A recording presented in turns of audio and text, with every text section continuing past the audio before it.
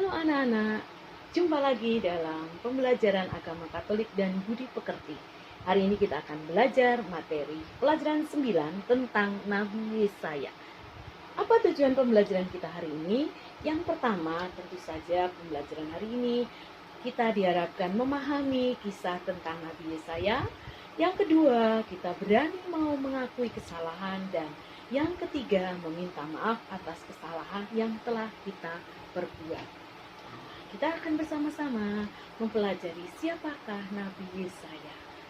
Anak-anak, Nabi Yesaya ini dipilih oleh Allah untuk mengajak bangsa Israel bertobat. Karena umat Israel sering meninggalkan Allah, tapi Allah sangat mencintainya dan mengutus Nabi Yesaya untuk mempertobatkan. Nabi Yesaya mulai lahir pada tahun 765 sebelum Masehi. Nabi Yesaya mulai berkarya pada usia 25 tahun, yaitu pada tahun 740 sebelum Masehi, yaitu tahun sebelum Yesus lahir. Nabi Yesaya hadir berkarya pada saat Israel mengalami kemajuan. Nah, kemajuan ini membuat para pemimpin itu melakukan hal-hal yang tidak baik, sehingga rakyat kecil semakin tertindas. Mereka tidak boleh mengerjakan kebunnya, tetapi mereka harus mengikuti pekerjaan para pimpinan-pimpinannya.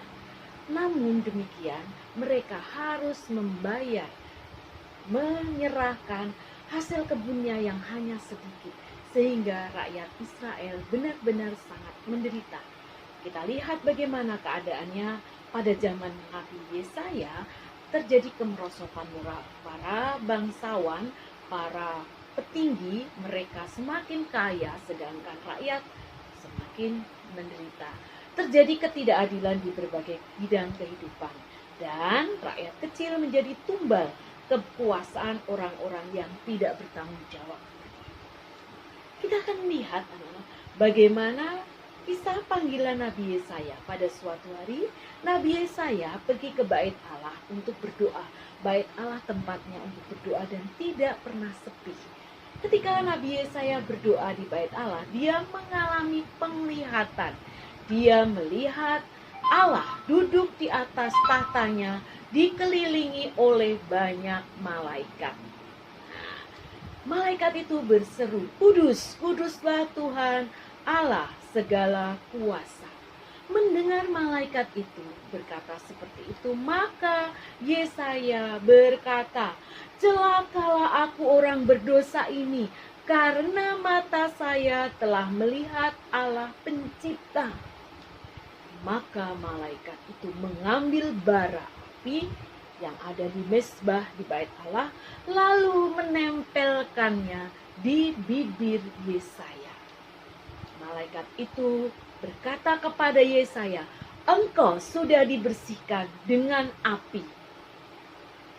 Anak-anak, Yesaya merasa berdosa, lalu oleh malaikat tadi dibersihkan dosa-dosanya dengan bara api tadi.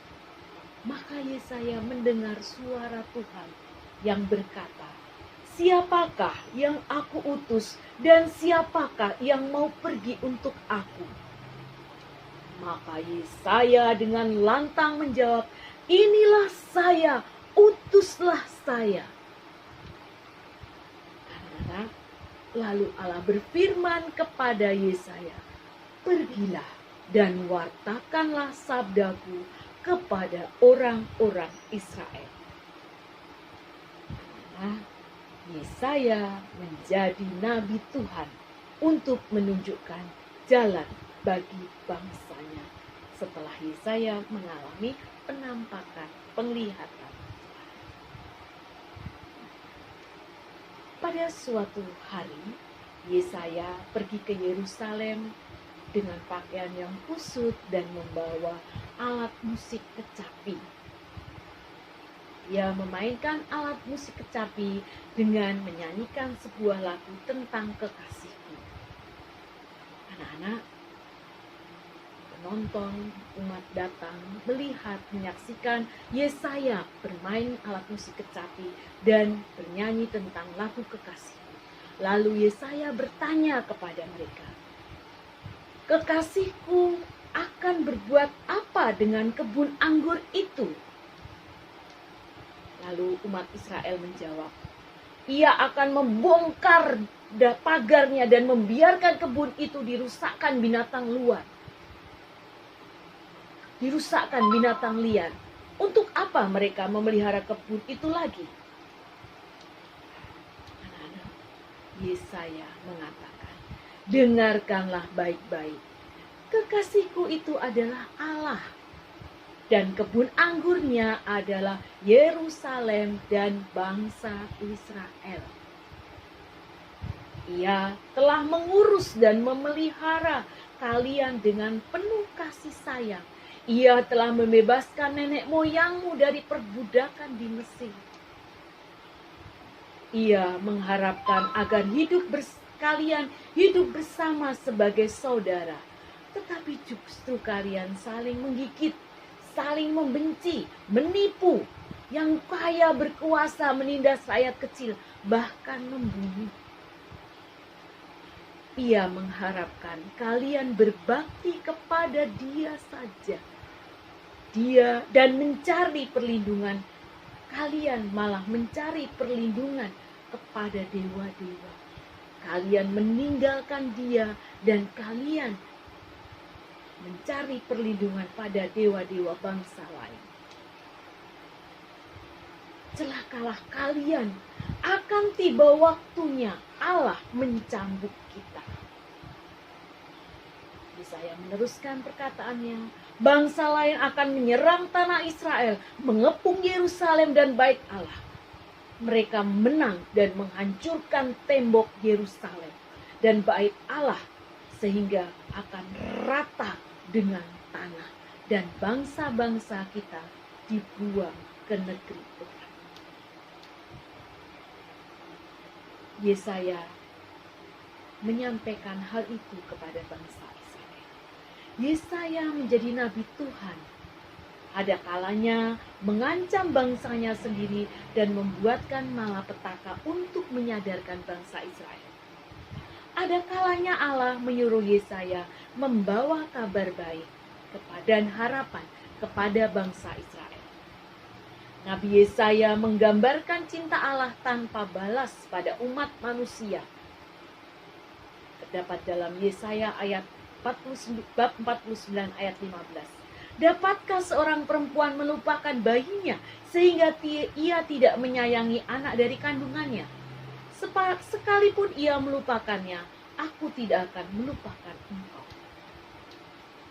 Anak-anak, Yesaya juga bernubuat bahwa Allah akan selalu menyertai mereka dalam menghadapi setiap musuh dan akan mengirimkan seorang Mesias dari seorang perawan. Kedatangan Mesias yang dinubuatkan oleh Nabi Yesaya berasal dari keturunan Isai. Anak-anak, Yesaya diutus Allah untuk mengajak orang Israel bertobat.